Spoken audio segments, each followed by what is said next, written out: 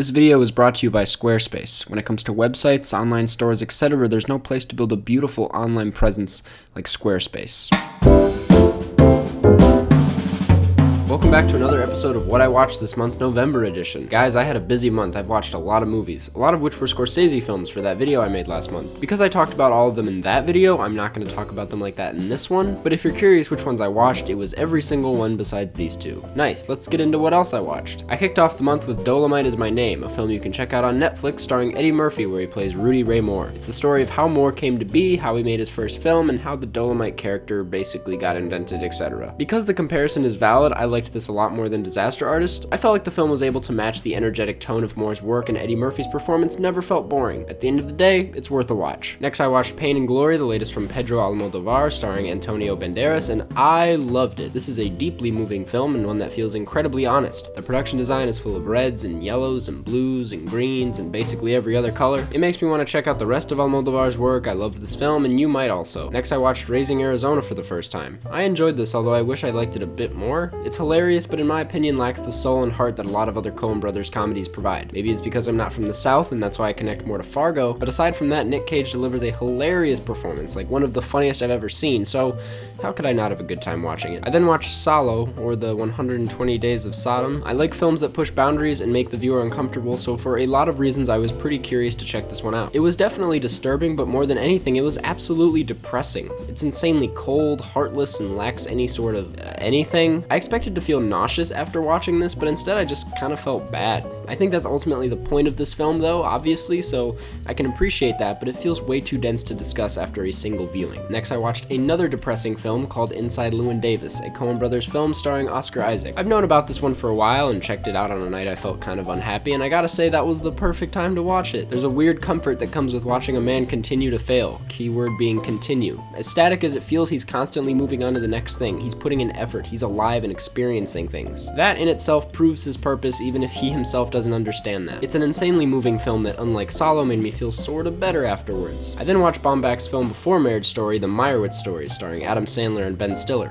I really liked my Letterboxd review, so I'm just gonna repeat it here. Noah Baumbach's work is like piano music. It takes 2 points, whether those points be birth and death, love and hate, New York and LA, and examines the in-between. It's comprised of small moments, small notes, each providing a singular mood that when put together combines into a larger, more spastic piece. But there's precision to that. These notes aren't thrown together at random. One note always goes hand in hand with the next in a melodic way. It's a series of different notes played from the same piano, each making it obvious through their sound that they come from the same instrument. It's why when the Meyerowitz Stories ends with a piece with strings, you feel the difference. These once singular sounds blend into something grander, something warmer. More than anything, they blend into a newly found sense of togetherness. Then I watched the new Charlie's Angels. Talk about whiplash. I only really saw this because I was lucky enough to get an advanced screening pass. It was fine, the action was fun, and it held my attention, but it took absolutely no risks and felt pretty stale and surface level with its politics. Probably the best Noah Centineo movie at the end of the day, though. I then watched Ford v Ferrari and didn't like it as much as I wanted to. Everything besides Christian Bale's performance and the editing in the third act felt super average and just good enough to get an Oscar nomination. It wasn't doing anything extraordinary and didn't make this story interesting for someone who wasn't already interested. If you like cars, you'll probably love this, but I didn't feel much the entire time. I like the way it's edited though. If it wins over Marriage Story at the Oscars for best editing, I'll be disappointed but not angry. Then I saw Knives Out and actually finished it this time. What's there to say that hasn't already been said? It's one of the most entertaining movies of the year. I really love this film, from the goofy performances that make it clear the actors were having a great time on set to the unpredictable storytelling.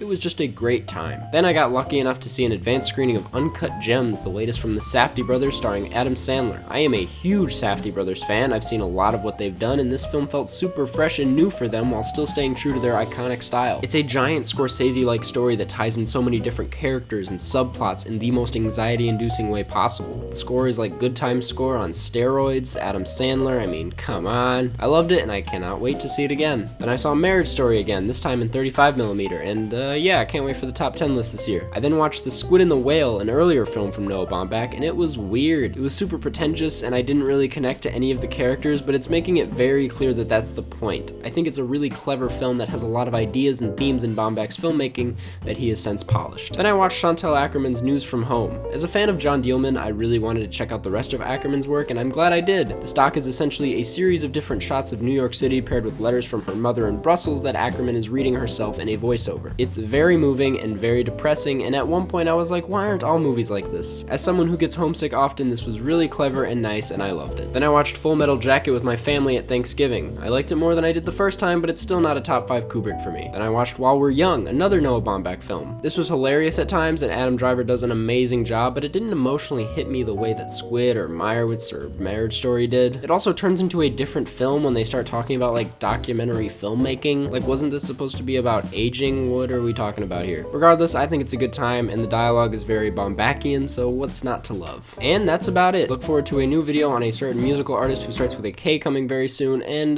bye. Wait, no, you can't leave yet, because I have to give a quick thank you to this week's sponsor, Squarespace. Squarespace, if you didn't already know, is a place where you can go online to build a website, progress your brand, do whatever you need to do to take that step forward. They have a wide array of award-winning designer templates that'll make that website look sleek and sexy and modern. And if you have any problems or have any questions, don't worry, they have 24-hour customer service. The best part about it all is that if you go to squarespace.com/Karsten, you can get 10% off of your first purchase. There is absolutely no reason for you not to try it out, so why not? Thanks again for watching. Make sure to check out Squarespace, and I'll see you guys in the next one.